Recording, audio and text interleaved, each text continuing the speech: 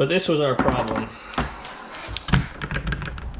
What is up, and good morning everyone. Welcome back to the Resurrected Diesel channel. I know it's been a bit, but I got some cool stuff going on that I figured you guys would like to see. Some stuff we're working on. This is our buddy D-Wayne's truck. I'm not sure if you guys have seen any videos before or whatnot. As you can tell, the motor's out, and I'm going to show you what's going on. So a couple months ago, quite a bit ago now, he actually developed a knocking noise, and I took some time lapse, so I'm going to put them into the video. Actually, we'll cut to that now on the teardown. I didn't really get much of pulling it out, but I'll show you those, and then we'll go over what's the issue and what we found.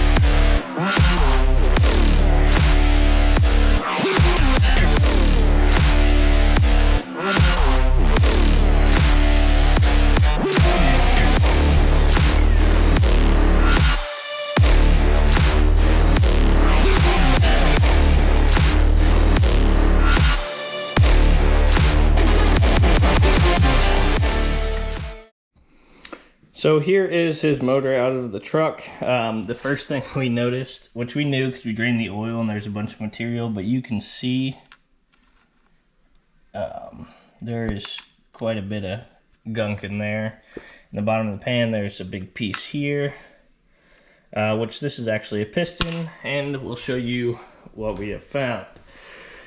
So, as you guys saw, we tore the whole motor down. The crank's still in it. We're going to end up pulling that out. We got all new bearings, new everything. We're going to go over a few things to check on Duramaxes when you pull them apart this far, and kind of see what's going on. So, aside from the crank doesn't look terrible, a little scored up, but we might be able to clean it up on the crank at least. The cylinder wall with the broken piston is definitely a little scored up, so we're going to check that out, probably have it checked, maybe bored, we're not sure yet. This was, and we just did head gaskets on this truck like a year ago, so it kind of sucks. You can kind of see a bunch of material on the oil screen, but this was our problem. So what ended up happening was the bearing for the wrist pin let go, and I'm guessing when the piston came down it kind of got cocked too far, hit this ear of the piston and broke it off. We don't see any other cracking, or the wrist pin didn't come out or anything, so not catastrophic failure, but definitely not good. But what we noticed, because you know, in the grand scheme of things, this was going to be a little bit of a budget repair just to get his truck back on the road, but we noticed some things. So I'm going to show you a good one. So it's going to be probably hard to see on the camera, but if you look along the sides of the wrist pin where it goes through the rod, you don't really see anything going on this one. This one was pretty good.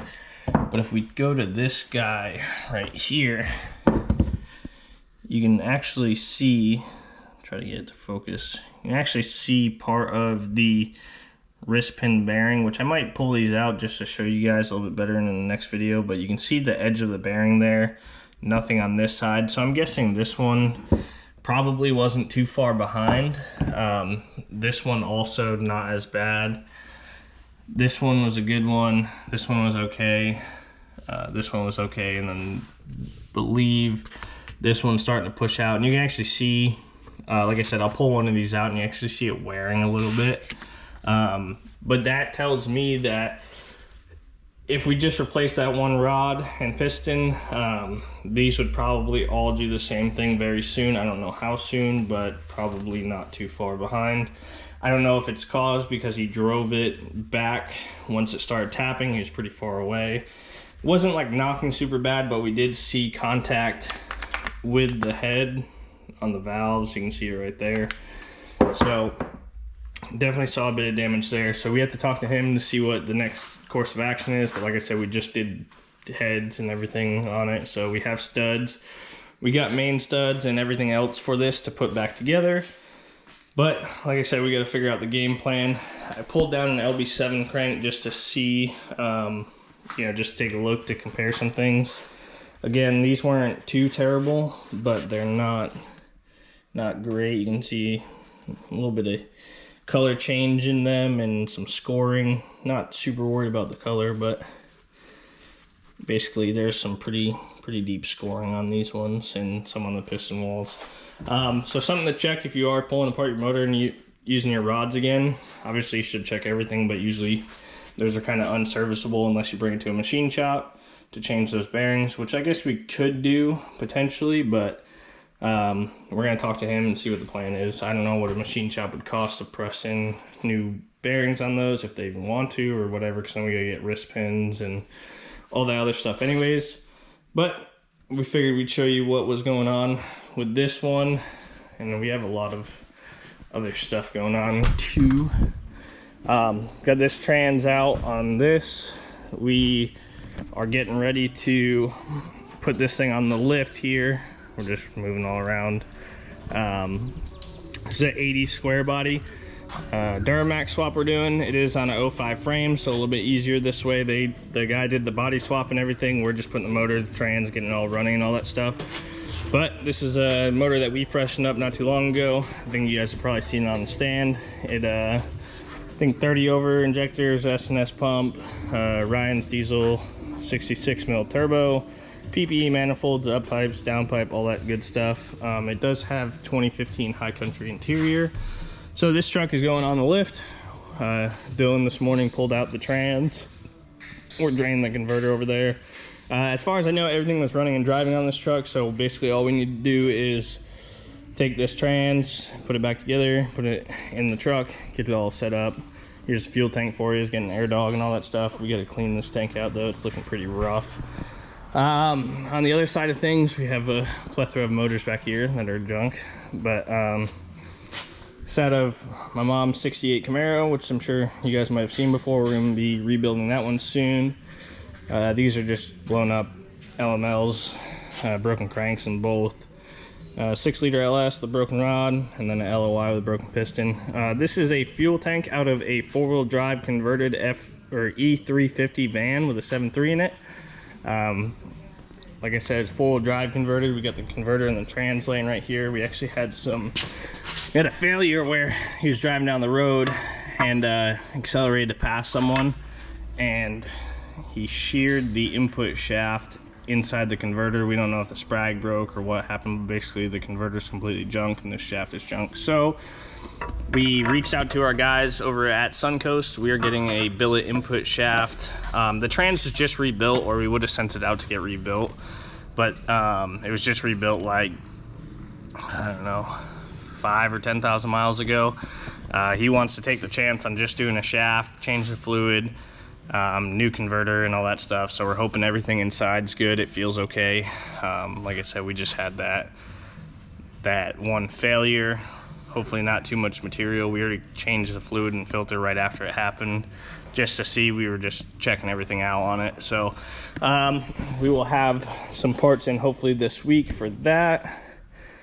And yeah, we've just been cooking along here, but I just figured I'd give you guys an update and some things to look for. Be expecting to see that motor tear down here soon. We got quite a few motors to do. We just put a motor in this truck, which we're getting running. Had some PCM issues after we put it back together. I don't know if it's because the batteries were dead or not. Front end stuff, finishing up this solid axle swap truck. We have to change some things. We didn't do this, but we were fixing some things on it, but we have most of it done. We just gotta fix some clearance issues on the dragling all this stuff, but we just put a steering box in this, got that all good. We're waiting on a pitman arm.